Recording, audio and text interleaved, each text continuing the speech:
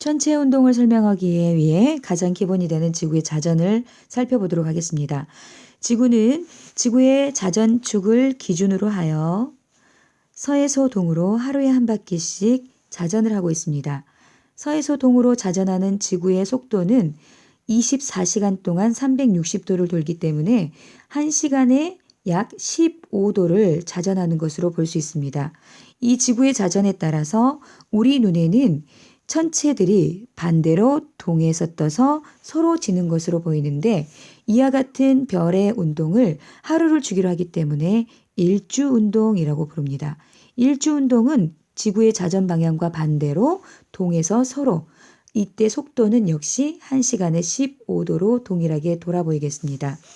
이 방향을 우리가 살펴볼 때 지구의 방위는 북쪽을 기준으로 하여 오른쪽을 동쪽, 왼쪽을 서쪽이라고 합니다. 서에서 동으로 자전하는 방향을 천구의 북극에서 내려다볼 경우에 이 방향은 반시계 방향으로 보입니다. 이 반시계 방향으로 회전하는 지구의 자전의 축의 끝에는 기준이 되는 별이 하나 있어서 다른 천체의 움직임과는 다르게 전혀 움직이지 않고 기준점이 되는 별이 있는데, 이 별은 바로 지구의 북극 끝에 있기 때문에 북극성이라고 부르죠. 이와 같은 천체의 일주운동을 우리가 살고 있는 중위도 북반구에서 관찰을 할 때 천체의 운동을 바라보는 지구의 관측자가 중위도 북반구에 위치하고 있을 때 이것을 위에서 내려다본 그림을 살펴보면 이와 같습니다. 천구의 북극에서 내려다본 지구의 모습은 가운데가 북극, 그리고 가장자리는 바로 적도 지방에 해당이 되겠습니다.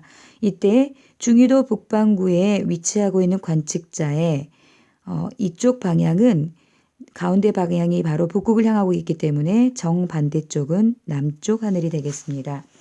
이 그림을 옆에서 바라다본 지평선을 기준으로 천구를 그려보면 관측자의 하늘 위에서 천체의 일주운동 궤적은 이와 같이 그려집니다. 자, 이때 이 천체의 일주운동의 방향을 모두 바라볼 수 있는 하늘은 동서남북 중에 어느 쪽 하늘일까요? 바로 남쪽 하늘을 바라볼 때 천체의 일주운동 궤적이 모두 보이게 됩니다. 그래서 우리는 천체를 관측할 때 주로 항상 남쪽 하늘을 바라보는 천체의 일주운동 궤적을 그리는데요. 이와 같이 동쪽에서 떠서 서쪽으로 지는 일주운동의 궤적이 그려지죠. 남쪽 하늘을 바라보면 오른쪽은 서쪽, 왼쪽은 동쪽이 됩니다. 그래서 항상 우리가 바라보는 천체의 운동에서 왼쪽이 동쪽이 되고 오른쪽이 서쪽이 되므로 반시계 방향으로 자전하는 천체, 즉 태양의 자전 같은 경우도 지구에서 바라볼 때는 동에서 서로 움직여 보이게 됩니다. 동쪽 하늘의 일주권은 이와 같이 왼쪽 아래에서 오른쪽 위로 떠오르는 일주권이 그려지죠. 서쪽 하늘에서는 왼쪽 위에서 오른쪽 아래로 지는 이와 같은 일주권이 그려지고요. 남쪽 하늘에서는 왼쪽에서 오른쪽으로 시계 방향으로 회전하는 일주권이 그려지게 됩니다.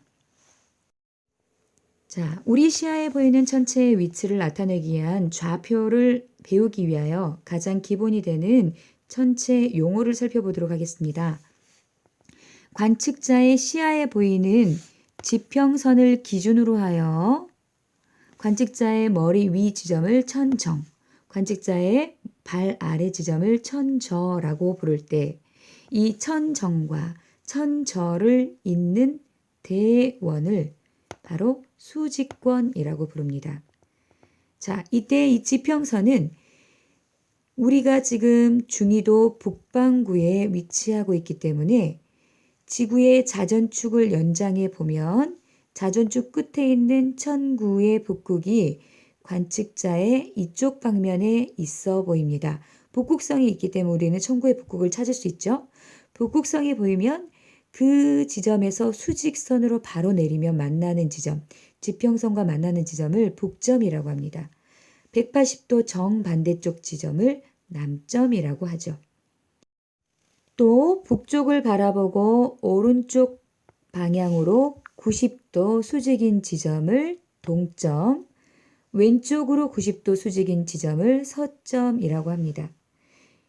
이와 같이 관측자가 중심이 되어서 천체의 위치를 나타낼 때의 좌표를 지평 좌표계라고 한다면 어느 지방에서나 동일하게 지구의 좌표축을 그대로 연장한 좌표를 적도 좌표계라고 합니다. 지평 좌표계는 관측자가 중심이 되어서 관측자의 지평선을 기준으로 하여 천정과 천절을 잇는 대원, 수직권을 따라 별이 있는 위치까지 재올린 각도를 고도라고 부르고 북점을 기준으로 하여 별이 지나는 수직권까지 시계 방향으로 잰 각도를 방위각이라고 합니다. 자, 지평 좌표계가 지평선을 따라 시계 방향으로 측정을 했다면 적도 좌표계는 천구의 적도를 따라 반시계 방향으로 측정을 하는데 이때 적도 좌표계 기준점은 춘분점이 됩니다. 춘분점을 기준으로 하여 시작점이 춘분점, 하지점, 추분점, 동지점으로 이어지는데 이 값을 바로 적경이라고 부르는데요. 적경은 춘분점을 0시로 하여 총 24시간으로 나타내기 때문에 90도 차이가 나는 하지점은 6시, 180도 반대쪽에 있는 추분점은 12시, 그리고 또 거기서 90도 더 돌아서 오는 동지점은 18시, 다시 돌아서 춘분점으로 오면 24시 내지는 0시가 됩니다.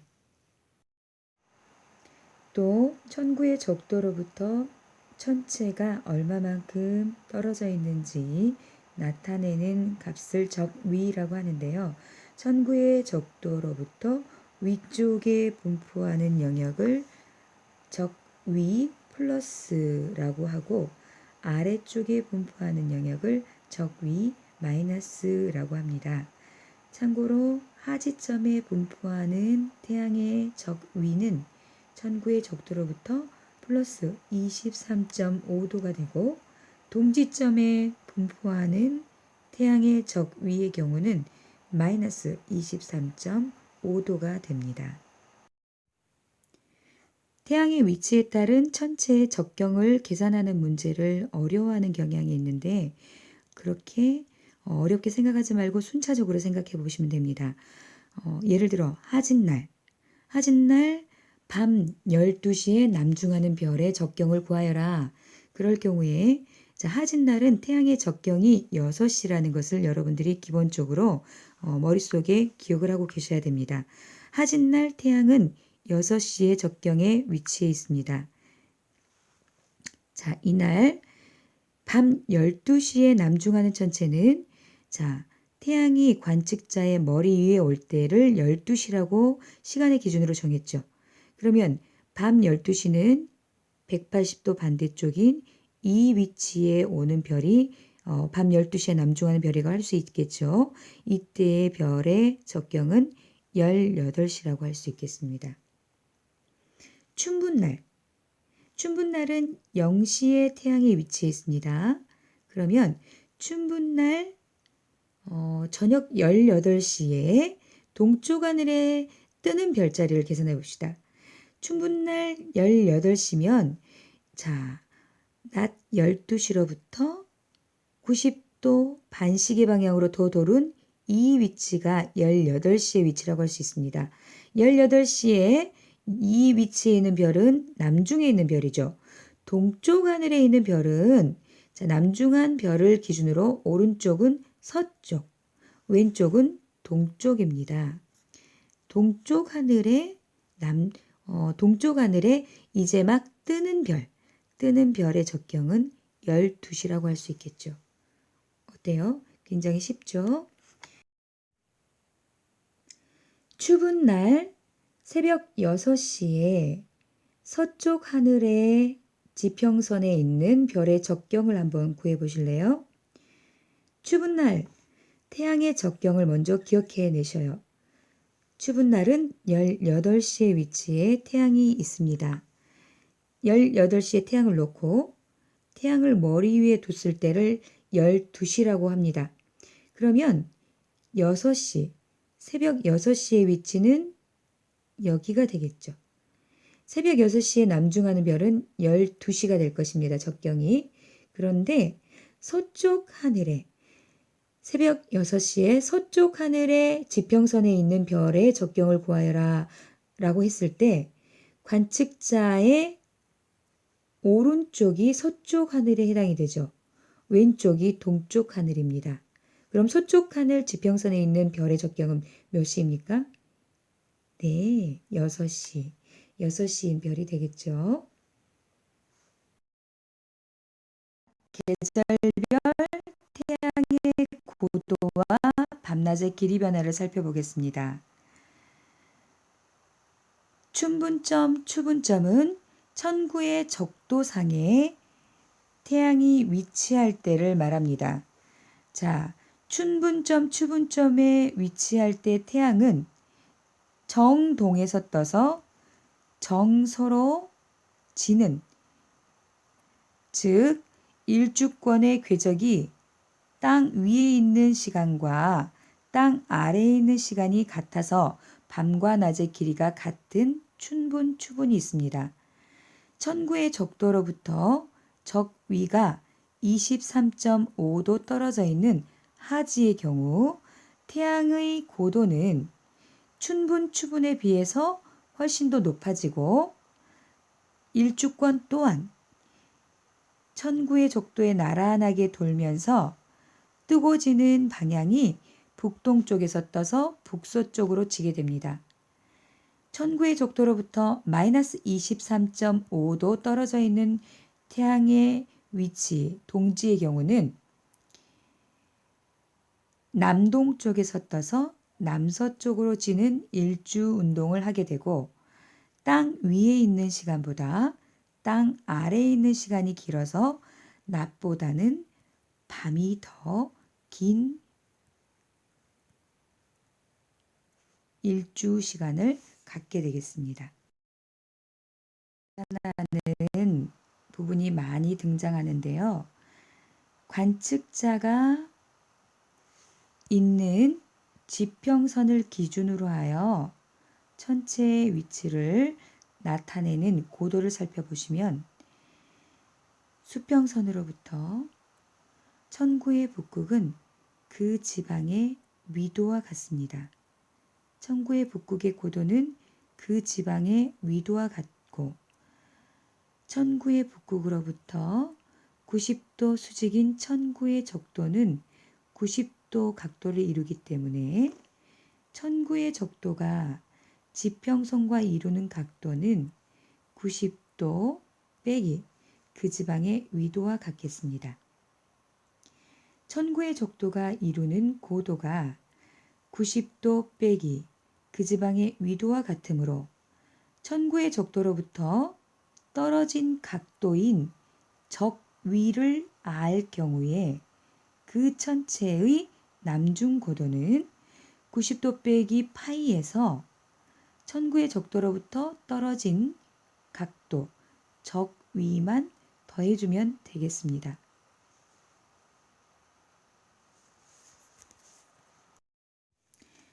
천체의 일주운동 궤적을 살펴보시면 제일 왼쪽에 있는 관측자는 북극 지방에 서 있는 관측자입니다. 북극에 서 있는 관측자의 머리 꼭대기 위에는 북극성이 오죠. 지축에 대하여 90도 수직인 대원, 천구의 적도에 대하여 나란하게 모든 일주권이 형성이 된다고 볼 때 관측자의 시야에는 모든 별들이 지평선 위를 뱅뱅 돌고 있는 모습으로 보입니다. 하진날 태양은 이 북극 지방의 지평선 위에 있기 때문에 하루 종일 지평선 아래로 지지 않고 도는 현상을 보이죠. 이와 같은 현상을 백야라고 합니다. 중위도에 있는 관측자의 시야에는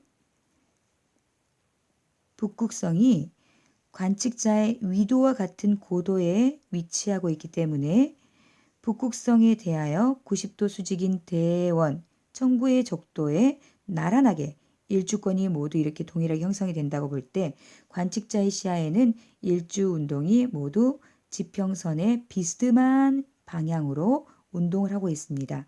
이때의 별들은 청구의 북극 주변에 있는 별들은 모두 하늘 위에서 뱅뱅 돌고 지지 않는 주극성이 있는 반면 어느 정도 떨어진 위치에 있는 별들은 떴다가 지는 출몰성의 위치에 보이는데 이때의 범위를 결정하는 것은 바로 천구의 북극의 고도입니다.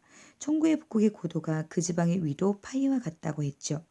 그러면 이 별이 가장 높이 떴을 때의 범위를 보시면 바로 천구의 적도로부터 그 지방의 위도 파이만큼 떨어진 위치까지 별이 위치하는 저기를 볼 수 있습니다. 그래서 90도 마이너스 파이의 별따까지 90도에서 90도 마이너스 파이의 별까지는 모두 하늘에서 지평선 아래로 지지 않고 돌고 있는 것을 볼 수 있습니다. 적도지방의 위치에 있는 사람의 경우는 천구의 북극이 지평선에 걸려 있습니다. 때문에 90도 수직인 대원 천구의 적도는 관측자의 머리 위를 수직으로 지납니다. 모든 별의 일주권은 천구의 적도와 나란하기 때문에 모든 별은 뜨고 지는 출몰성이라고 할 수 있겠죠. 지평선에서 본 별의 적경은 서쪽에서 동쪽으로 갈수록 반시계 방향으로 점점 증가하는 값이 되기 때문에 A별이 B별보다 지금 현재 적경값이 더 작은 값입니다. 서쪽 지평선에 더 가까이 있는 A별은 B별보다 먼저 지평선 아래로 지는 별이기 때문에 더 먼저 떴다고 할 수 있죠. 적경값이 작을수록 먼저 뜨고 먼저 지는 것을 볼 수 있습니다. 자, 이 태양의 주변을 돌고 있는 지구의 공전에 의해서 나타나는 천체의 운동 변화를 보겠습니다. 지구에서 관찰했을 때 태양은 지구가 서에서 동으로 공전함에 따라 지구에서 관측하는 태양도 마찬가지로 서에서 동으로 위치가 변해 보입니다. 이와 같은 운동을 태양의 연주 운동이라고 하고 방향은 지구의 공전 방향과 같은 서에서 동 반시계 방향이라고 볼 수 있겠습니다. 그러나 반면 지구에서 바라보는 천체, 별들의 운동을 바라보면 이 위치에서 별은 이 위치에 있어 보이지만 서에서 동으로 이동하여서 지구에서 이 위치에서 바라본 별은 이 위치로 이동해 보입니다. 즉 동에서 서로 시계 방향으로 연주 운동을 한다고 볼 수 있겠습니다. 지구가 공전함에 따라 관측되어지는 태양의 위치 변화. 태양이 가는 길은 지구가 태양의 주위를 공전하는 궤도면과 같은 각도로 나타나는데 이것을 황도라고 하고 태양이 지나가는 길의 배경에 있는 별자리가 12개가 나타나는데 이것을 황도 12궁이라고 부릅니다. 황도 12궁을 지나는 태양이 1년 동안 지나가기 때문에 1년 12달 동안 12개의 별자리를 지나가면 한 달에 약 1개의 별자리를 지나간다고 볼 수 있겠죠. A의 위치에서 태양이 보이는 위치는 물병 자리를 배경으로 태양이 있어 보입니다. 때문에 우리는 태양이 배경으로 있는 물병 자리는 절대 밤에 관측할 수 없겠죠. 반대쪽에 있는 사자 자리가 약 자정 24시경에 관측되는 별자리라고 볼 수 있겠습니다.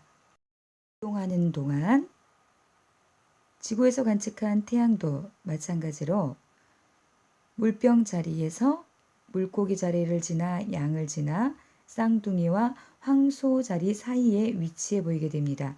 이때 위치에 왔을 때 지구상에서 태양의 고도가 가장 높아지는 하지점에 이르게 되는데요.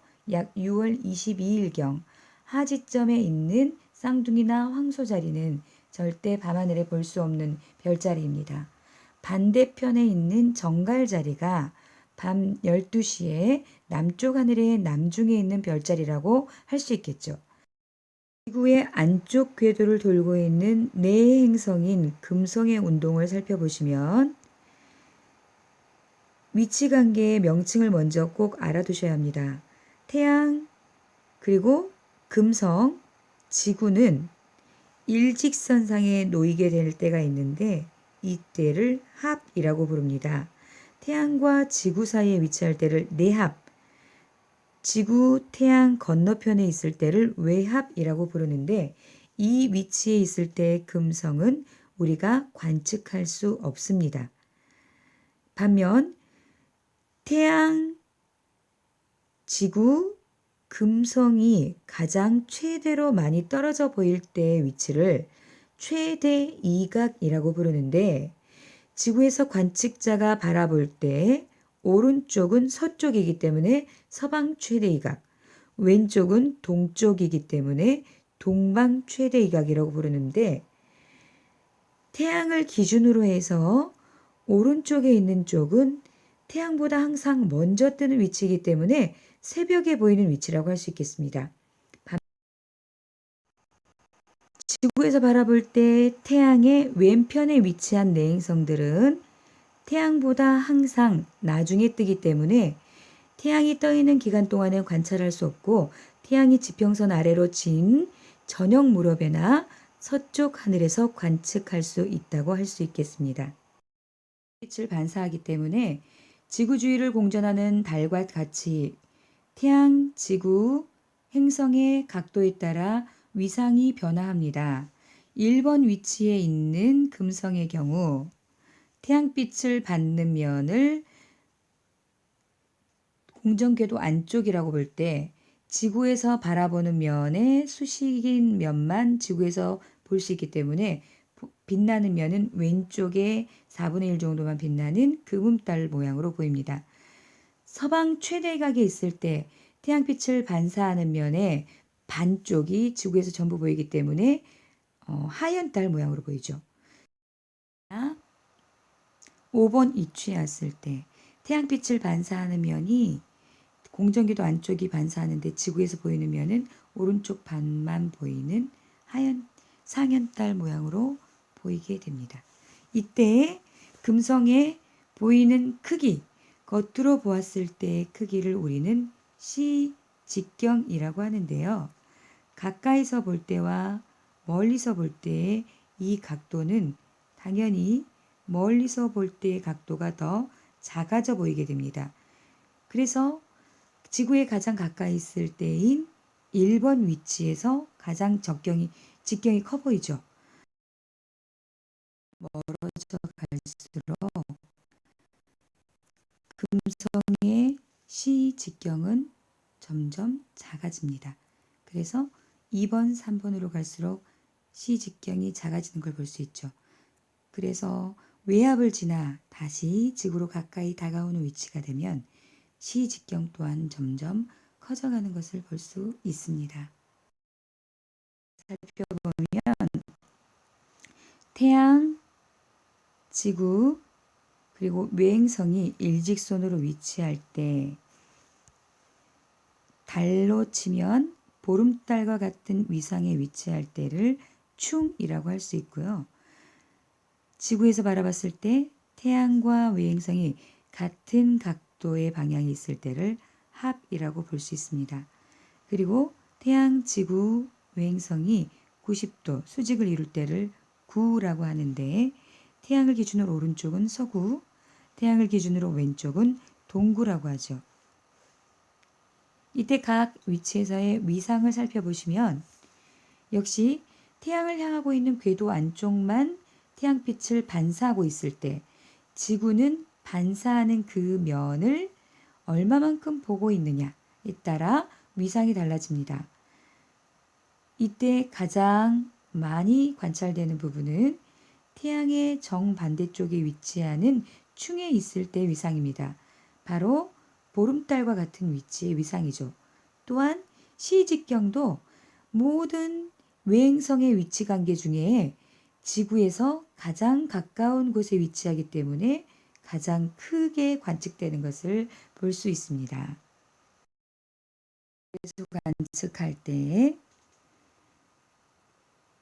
태양에 가까운 쪽을 공전하는 행성일수록 바깥쪽을 공전하는 행성보다 공전 속도가 더 빠릅니다. 그래서 1번에서 2번으로 가는 동안 더 바깥쪽을 도는 행성은 1번에서 2번으로 더 조금 공전을 하는 것을 볼 수 있죠. 1번에서 바라보았을 때의 위치, 2번에서 바라보았을 때의 위치. 자, 여기까지는 지구에서 바라보았을 때 오른쪽, 서쪽에서 동쪽으로 진행하는 순행 구간이라고 할 수 있습니다. 그런데 3번으로 가자 보이는 위치가 서쪽에 갔다가 다시 전환을 해서 동쪽으로 오고 있습니다. 4번까지 마찬가지고요. 이 구간은 동쪽에서 서쪽으로 다시 돌아오는 역행 구간이라고 할 수 있죠. 자, 이게 일어나는 위치가 어디 부근인가 하고 보았더니 지구에서 화성을 바라보았을 때 가장 가까운 곳에 위치하는 태양의 건너편에 위치하는 충 주변이라고 할 수 있겠습니다. 자, 외행성은 충 주변에서 역행하는 것을 관찰할 수 있죠.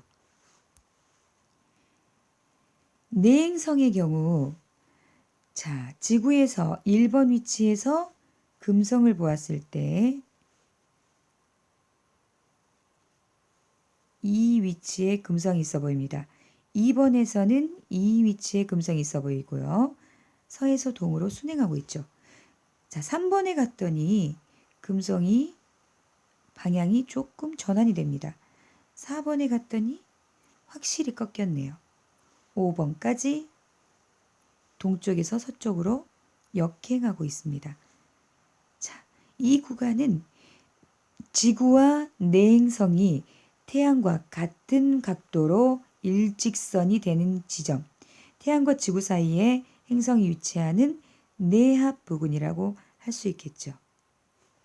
내행성은 내합, 외행성은 지구, 태양, 지구, 행성이 위치하는 충 부근에서 역행한다는 것을 기억하시면 되겠습니다. 이와 같은 순행과 역행의 시 운동은 내행성과 지구 그리고 지구와 외행성의 공전 속도의 차이로 인하여 겉보기로 그렇게 보인다는 것을 볼 수 있습니다.